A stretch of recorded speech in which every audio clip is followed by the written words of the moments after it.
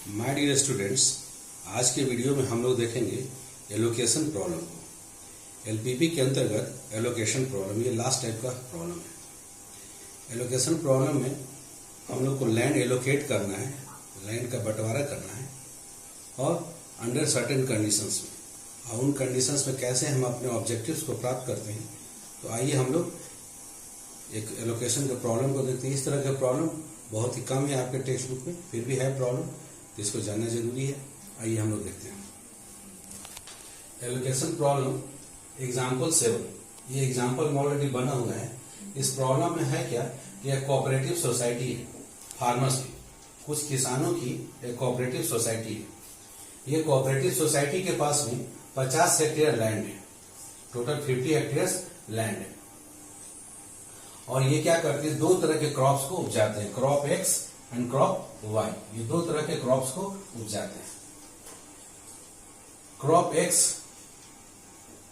X 1 hectare में 10,500 10,500 का profit देता है। और क्रॉप वाई 1 हेक्टेयर में, यदि क्रॉप वाई को 1 हेक्टेयर में लगाया जाएगा तो 9,000 का प्रॉफिट होगा। ये दिया हुआ है। इसके बाद इन दोनों क्रॉप्स के उत्पादन के लिए हम लोग लिक्विड हर्बिसाइड्स यूज करते हैं। हर्बिसाइड्स खरपतवार को नष्ट करने के लिए जो खेत में हो जाते हैं। लेकिन इसमें शर्त है कि जो भी लिक्विड हर्बिसाइड्स यूज होगा not more than 800 litre. 800 litre से ज्यादा हर्बिसाइड यूज नहीं करेंगे। क्यों? क्योंकि इन खेतों से होता हुआ पानी एक पॉन्ड में जाता है और पॉन्ड में मछलियां हैं। अगर इससे ज्यादा हर्बिसाइड्स यूज करेंगे तो मछलियां मर जाएंगी।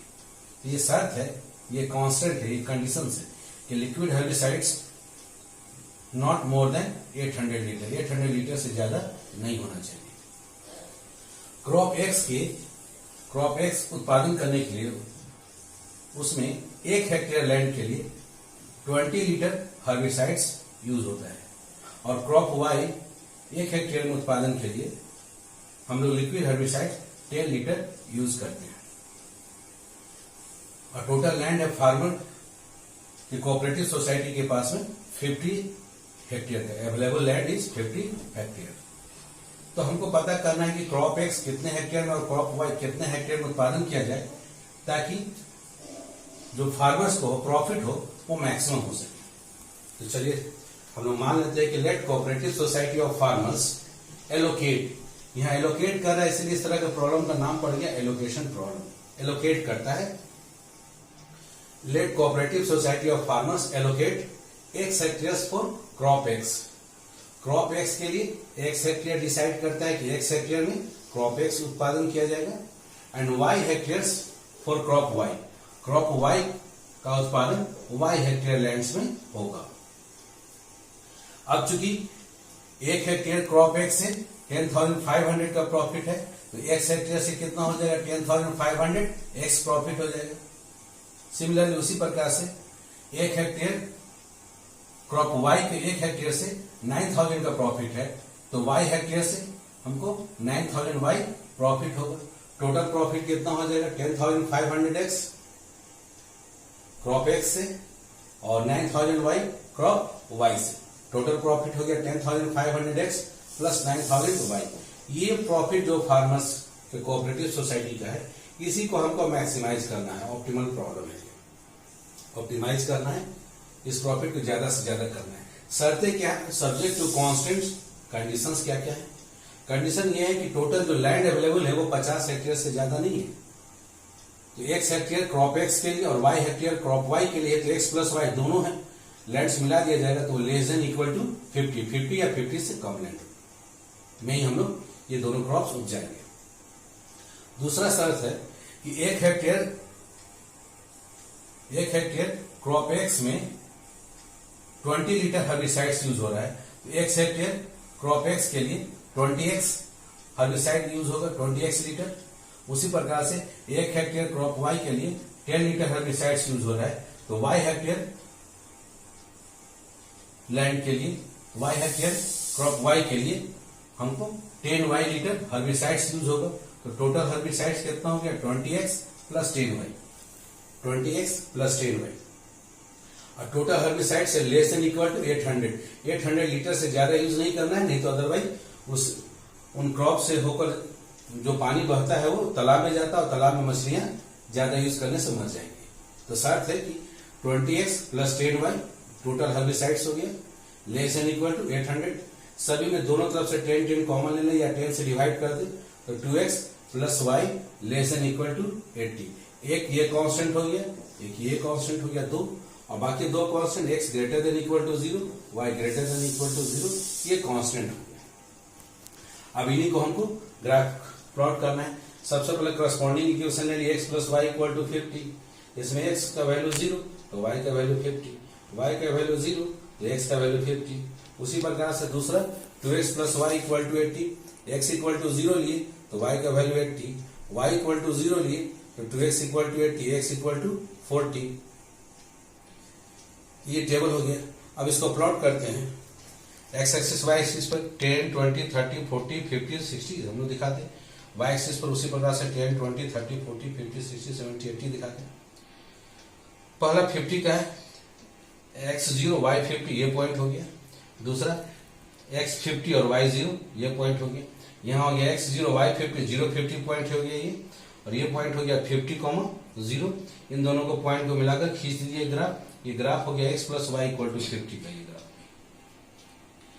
ये जो x एक्सिस का इक्वेशन है ये हो गया y इक्वल टू 0 का, और ये जो y एक्सिस का इक्वेशन है ये हो गया x इक्वल टू 0 का ग्राफ।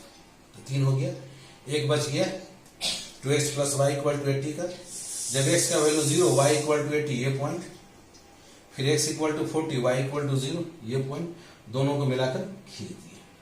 अब ये दोनों ग्राफ कहाँ कट के ग्राफ पेपर पे एग्जैक्टली दिखेगा, अदरवाइज नहीं तो आपको रफ में सॉल्व करना होगा। यदि रफ पेपर में बनाएंगे तो दोनों इक्वेशन को सॉल्व करेंगे, x plus Y equal to 50, और दूसरा इस लाइन का इक्वेशन जो है हमारा, इस लाइन के ऊपर में इक्वेशन आप लिख सकते हैं। इस लाइन का इक्वेशन है हमारा 2x प्लस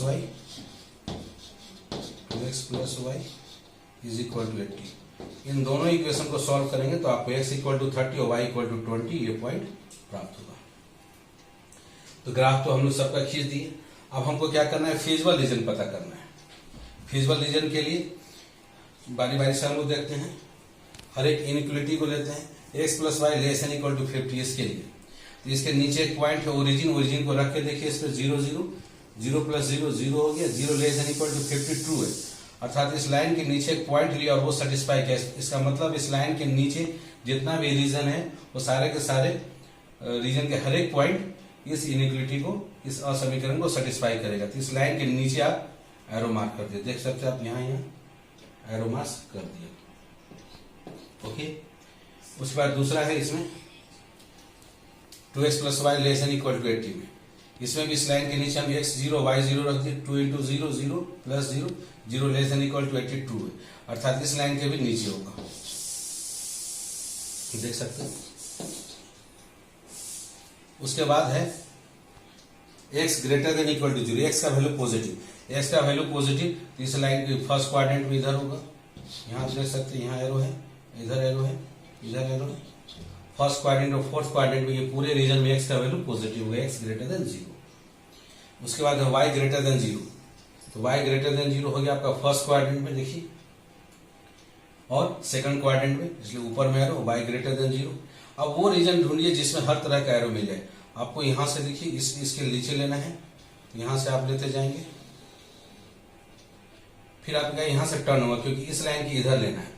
इस पॉइंट का कोऑर्डिनेट देख लीजिए, कॉर्नर पॉइंट 30 20, इस पॉइंट से आप यहां तक आएंगे, फिर इस पॉइंट से चूंकि इसके ऊपर लेना, उधर नहीं जाना है, उसके उधर जाएंगे तो चूंकि हमको इस लाइन की इधर सेटिस्फाई करना है इसलिए रॉन्ग हो जाएगा।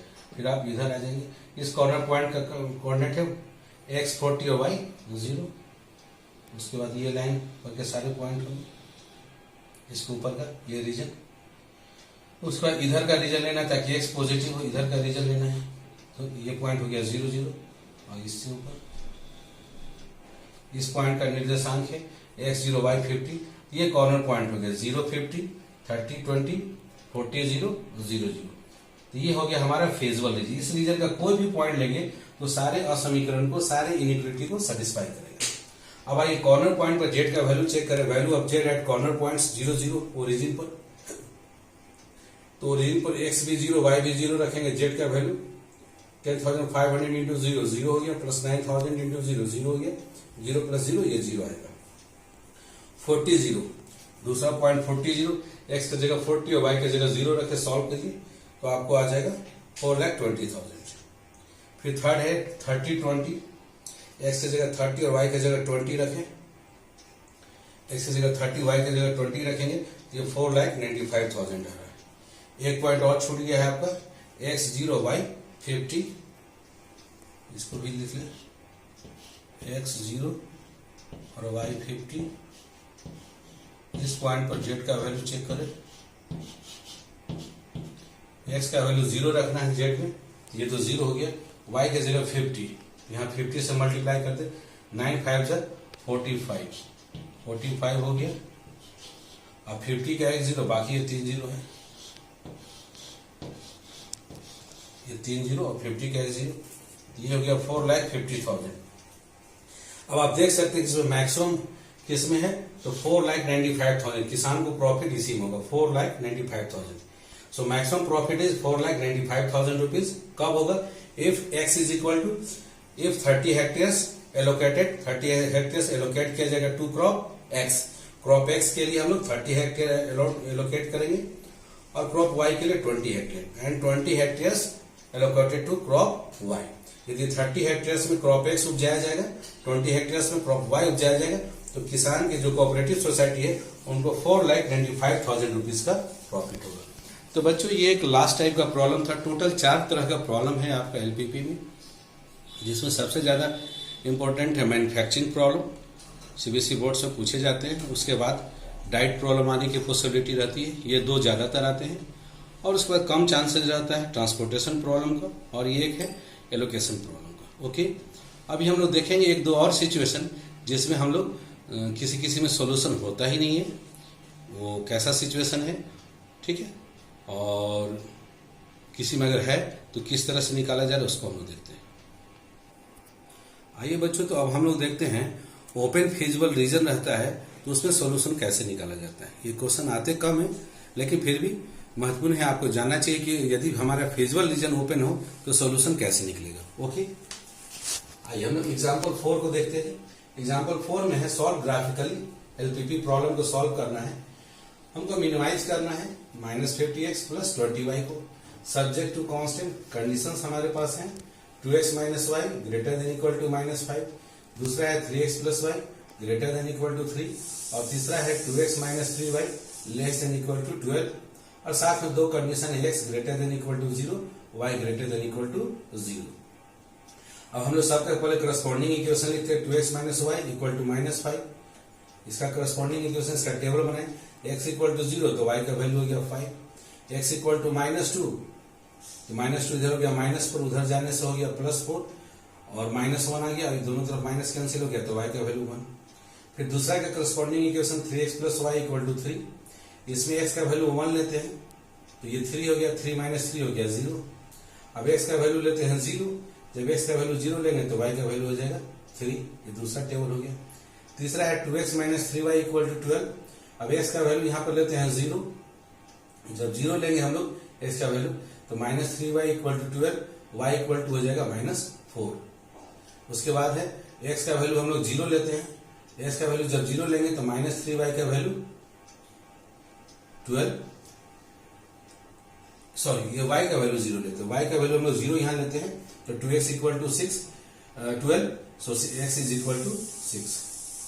ओके, तो ये 3 टेबल बने, अब तीनों को हम लोग प्लॉट करते हैं। पहला x equal to 0 y equal to 5, x equal to 0 y equal to 5, ये x एक्सिस y एक्सिस लेते हैं और इसके ऊपर में 1 2 3 4 5 6 पॉइंट दिखला दिए, x एक्सिस नेगेटिव है x पर, -1 -2 -3, उसी प्रकार से पॉजिटिव y पर 1 2 3 4 5 6 7 इक्वल इक्वल डिस्टेंस पर 10 लाइंस के बाद ग्राफ पेपर पर ही बनाएंगे, और नेगेटिव y एक्सिस पर -1 -2 -3 -4 एंड सो ऑन। पहला है x0 y5, x0 y5 ये पॉइंट आप देख रहे हैं। फिर दूसरा है x -2 और y1, x का वैल्यू -2 और y का वैल्यू 1, तो ये पॉइंट हो गया। इन दोनों पॉइंट को मिलाकर आप ग्राफ खींच दीजिए, ग्राफ खींचने पे ये लाइन हो गया 2x minus Y equal to -5। अब ये ग्राफ x एक्सिस को कहाँ कट किया, जहां x एक्सिस को कट करेगा y का वैल्यू 0, यहाँ 0 पुट करेंगे, x इक्वल टू -5/2 आएगा। -5/2 का मतलब -2.5, -2 और -3 के बीच में ये पॉइंट होगा। ये लाइन का इक्वेशन हो गया 2x - y इक्वल टू -5 का ये ग्राफ हो गया। अब आइए दूसरा 3x + y इक्वल टू 3 का, x का वैल्यू 1, y इक्वल टू 0, ये पॉइंट हो गया 1 0। फिर x 0 y 3, ये दोनों पॉइंट हो गया। इसको मिला के ये ग्राफ आप खींच दीजिए, जिसके ऊपर नाम लिख दिए 3x + y इक्वल टू 3, ये दूसरा ग्राफ। अब तीसरा है हमारा 2x - 3y equal to 12, x 0 y equal to -4, ये हो गया। फिर x 6 y इक्वल टू 0, दोनों को मिला के ये line खींचिए 2x - 3y equal to 12, ये हो गया। x एक्सिस के इक्वेशन को हम y इक्वल टू 0 लिख सकते हैं, यहाँ y equal to 0। y axis के इक्वेशन को x इक्वल टू 0 लिख सकते हैं। अब हम लोग फिजिबल रीजन बनाते हैं, पता लगाते हैं। पहला इनइक्वालिटी लेते हैं, दोनों जगह 0 0 रखते हैं, तो 0 greater than equal to -5 true है। अर्थात इस लाइन के इधर हम लोग ओरिजिन लिया वो ट्रू है, मतलब इस लाइन के देखिए इधर पूरा ये फिजिबल रीजन है इस लाइन के लिए। कोई भी इधर पॉइंट लेंगे तो वो पहला वाला समीकरण को सेटिस्फाई करेगा। अब दूसरा हम लोग ले, इसमें इस लाइन के लिए 3x + y greater than equal to 3 के लिए ये लाइन, इसके पीछे हम लोग 0 0 लिए, 0 0 तो 3 × 0 0 हो गया, 0 + 0 0 greater than equal to 3 wrong हो गया। इस लाइन के पीछे हम ओरिजिन लिया, ओरिजिन सेटिस्फाई नहीं किया था, इस लाइन के इधर सॉल्यूशन नहीं निकलेगा, इस लाइन के इधर सॉल्यूशन होगा। इस लाइन के ऊपर में हम लोग एरो दे दिया। तीसरा ये है 2x - 3y, इसमें x की जगह 0, y की जगह 0 रख दी, यहाँ पर 2 × 0 0 -3 × 0 ये 0, तो 0 लेस देन इक्वल टू 12 ये ट्रू है। अर्थात इस लाइन के इधर 0 0 था और वो इसको सेटिस्फाई कर रहा है, इस लाइन के ऊपर इधर फिजिबल रीजन होगा। अच्छा, उसके बाद हमको x पॉजिटिव लेना है। x पॉजिटिव लेने का मतलब first quadrant and fourth quadrant, तो इधर एरो होगा, इधर एरो आप लगा दिए। उसके बाद है y greater then 0, y greater then 0 का मतलब y वैल्यू पॉजिटिव, तो first quadrant and second quadrant. इस लाइन के ऊपर x एक्सिस के ऊपर इधर एरो लगा दी। अब कौन सा रीजन हो गया हमारा फिजिबल रीजन, इस लाइन के इधर आना है, तो ये रीजन हमारा फिजिबल रीजन। इस लाइन से यहाँ आएंगे हम, फिर इस लाइन के इधर जाना है, यहाँ हो गया, फिर ये कॉर्नर पॉइंट आ गया, फिर यहां से हम लोग इस लाइन के इधर लेना है, फिर यहां से इधर, फिर इस पॉइंट से लाइन इधर जा रहा है। ये रीजन हो गया फिजिबल रीजन हो गया। और ये फिजिबल रीजन कैसा है, ओपन रीजन है। अब इस ओपन रीजन में सॉल्यूशन होगा या नहीं होगा, तो अब हम लोग क्या करेंगे, हर एक कॉर्नर पॉइंट पर वैल्यू चेक करेंगे। वैल्यू ऑफ जेड का वैल्यू चेक करेंगे एट हर एक कॉर्नर पॉइंट पर। तो पहला कॉर्नर पॉइंट देखिए यहाँ 0 5 लिए, दूसरा कॉर्नर पॉइंट 0 3, फिर उसके बाद लिए कॉर्नर पॉइंट यहाँ पर 1 0, और फिर ये आखिरी कॉर्नर पॉइंट ले लिए 6 0 5। जेड के वैल्यू में 0 और 5 पुट कीजिए, एक्स की जगह 0, वाई की जगह पर 0, तो 20 × 5 हो गया 100 आ गया। फिर 0 3, एक्स की जगह 0, वाई की जगह 3 पुट किए, 23 जा 60 हो गया। 1 0, एक्स की जगह पर 1 और वाई की जगह पर 0, तो ये 0 1 से मल्टीप्लाई किया तो -50 आ गया। 6 0, एक्स की जगह 6 और वाई की जगह 0, तो 6 5 जा 300, वो भी नेगेटिव -300। तो सबसे मिनिमम वैल्यू जो जेड का प्राप्त हो गया वो 300 हो गया, -300। अब ये मिनिमम है या नहीं, ओपन रीजन जब भी फिजिबल रीजन ओपन होगा, आप याद रखिएगा, जब भी फिजिबल रीजन ओपन होगा आपका, ये रीजन हमारा क्या है, फिजिबल रीजन है। तो ऐसे रीजन में क्या करना है कि जेड का जो भी वैल्यू दिया हुआ क्वेश्चन में -50x + 20y, और जिसको मिनिमम आप देख रहे हैं कॉर्नर पॉइंट पे, less than equal to minimum, अगर इसमें से मैक्सिमम वैल्यू रहता है तो यहाँ ग्रेटर देन इक्वल टू उस मैक्सिमम वैल्यू को लेकर एक अलग से स्ट्रेट लाइन का ग्राफ आप खींचेंगे। समझ गए, हम लोग जेड इक्वल टू जो भी क्वेश्चन दिया है सो, और मिनिमम वैल्यू इसमें से जो होगा उसको लेंगे लेस देन इक्वल टू वो मिनिमम वैल्यू, और मैक्सिमम वैल्यू यदि पूछ रहा होगा क्वेश्चन में तो ग्रेटर देन इक्वल टू यहाँ मैक्सिमम वैल्यू, इनमें से जो भी मैक्सिमम, जैसे यहाँ 100 है मैक्सिमम, तो यहाँ 100 लेते हैं हम लोग, यहाँ ग्रेटर देन इक्वल टू करते हैं। और उसके बाद इसका है हम लोग इस असमीकरण का सिंप्लीफाई कर लीजिए, 10 से डिवाइड कर दीजिए हर एक तरफ, तो -5x + 2y less than equal to -30। और उसके बाद इसके करस्पॉन्डिंग इक्वेशन लेकर इसका एक ग्राफ खींचिए। x की जगह 0 रख दिए तो y का वैल्यू आ गया -50, y की जगह 0 रख दिए तो x का वैल्यू हो गया 6। x 0 y -15, x का वैल्यू 0 और y -15, इधर बहुत दूर इधर आएगा, इधर x का वैल्यू 0, y का वैल्यू -15 यहाँ पर। और फिर दूसरा है x 6 और y 0, ये इन दोनों को मिलाते हुए आप इस तरह से लाइन को आप खींच दीजिए। जब ये लाइन खींचेंगे तो आप देख रहे हैं कि ये जो लाइन है, ये जो ओपन फिजिबल रीजन उसमें से पास कर रहा है। यदि ये लाइन इस ओपन फिजिबल रीजन से पास करेगा तो जो दिया गया मिनिमम वैल्यू, जिसको आप मिनिमम वैल्यू मान रहे हो, वो मिनिमम वैल्यू संभव नहीं है। यदि ये लाइन साइड से इधर पास करके निकल जाता है, इधर से निकल जाता है, ओपन फिजिबल रीजन को केवल टच करता, तो सॉल्यूशन ये कहलाता है कि हाँ ये मिनिमम वैल्यू है। लेकिन यदि ये फिजिबल रीजन से क्रॉस कर रहा है, फिजिबल रीजन को दो भाग में बांट रहा है, तब ये हमारा जो भी जिसको मिनिमम लिए हैं या मैक्सिमम का प्रॉब्लम है तो मैक्सिमम लिए है, वो पॉसिबल नहीं है। इस बात का ख्याल रखेंगे। तो यहाँ पर यही है कि चूंकि ये लाइन इसको ओपन फिजिबल रीजन से क्रॉस कर रहा है, ओपन फिजिबल रीजन को दो भाग में बांट रहा है, इसलिए इसको कोई मिनिमम वैल्यू नहीं होगा। यही ये लाइन यदि नीचे से इधर या इधर साइड से निकल जाता है या केवल किसी को टच करता है, तो यही आपका मिनिमम वैल्यू पॉसिबल था। या मैक्सिमम वैल्यू का प्रॉब्लम ना था तो यहाँ ग्रेटर देन इक्वल टू 100 लेते और वहां भी वही रीजन होता। ओके, तो इस केस में हमारा कोई सोल्यूशन नहीं निकलेगा। तो ऐसा भी सिचुएशन आता है जहां पर सोल्यूशन होता ही नहीं, लेकिन एग्जाम में जनरली नहीं पूछा जाएगा, कंपटीशन वगैरह में इस तरह के क्वेश्चन रहते हैं। ओके, आइए एक और हम लोग एग्जाम्पल देते हैं। एग्जाम्पल 5 बहुत ही इंटरेस्टिंग है, जहां की सोल्यूशन हमको नहीं मिल रहा है। कैसे क्वेश्चन देखते हैं। Solve graphically linear programming problem. Minimum z है 3x + 2y और सब्जेक्ट टू कांस्टेंट कंडीशंस है हमारे पास x + y greater than equal to 8, 3x + 5y less than equal to 15। ये दो कंडीशंस हैं, x greater than equal to 0, y greater than equal to 0। दोनों का करस्पॉन्डिंग इक्वेशन लिख लिया, x + y इक्वल टू 8। इसका टेबल बना x 0, उसमें y 8, y 0, तो उसमें x का वैल्यू 8। दूसरा 3x + 5y equal to 15, x का वैल्यू 0 लिए तो 5y equal to 15, y equal to 3 हो गया। फिर y इक्वल टू 0 लिए तो 3x इक्वल टू 15, x का वैल्यू आ गया 5। तो ये दो टेबल हो गया। अब इसको x एक्सिस y एक्सिस पर प्लॉट करें। x एक्सिस के ऊपर हम देखिए इक्वल इक्वल दूरी पर बराबर बराबर दूरी पर 1 2 3 4 5 6 7 8 9 10 दिखा दिए। उसी तरह से y एक्सिस पर 1 2 3 4 5 6 7 8 9 10 अप टू 15 दिखा दिए। यदि आपका ग्राफ पेपर छोटा होगा तो 2 2 के इंटरवल पे ले लेंगे, 2 4 6 8 10 12 इस तरह से जैसा आपका ग्राफ पेपर उपलब्ध। पहला x0 y8, x0 y8 ये पॉइंट हो गया। और फिर दूसरा x8 y0, इन दोनों को मिला के एक स्ट्रेट लाइन खींच दिया, x + y इक्वल टू 8 ये लाइन हो गया। उसके बाद दूसरा है x0 y इक्वल टू 3, ये पॉइंट हो गया हमारा। फिर x5 y इक्वल टू 0, इन दोनों पॉइंट को मिला के ये लाइन खींच दी, ये लाइन हो गया 3x + 5y इक्वल टू 15। अब आइए असमीकरण के लिए देखें सोल्यूशन क्या होगा। पहला x + y इक्वल टू 8 में हम लोग दोनों तरफ 0 0 रखते हैं, इसके नीचे ओरिजिन को चेक करते हैं। 0 + 0 0 greater than equal to 8 wrong हो गया, अर्थात इस लाइन के नीचे पॉइंट लिया वो इसको सेटिस्फाई नहीं कर रहा है समीकरण, अर्थात इस लाइन के नीचे सोल्यूशन नहीं मिलेगा। तो लाइन के ऊपर मिलेगा, इसलिए लाइन के ऊपर में आप एरो दे दे, मतलब ये रीजन इसके लिए फिजिबल रीजन होगा।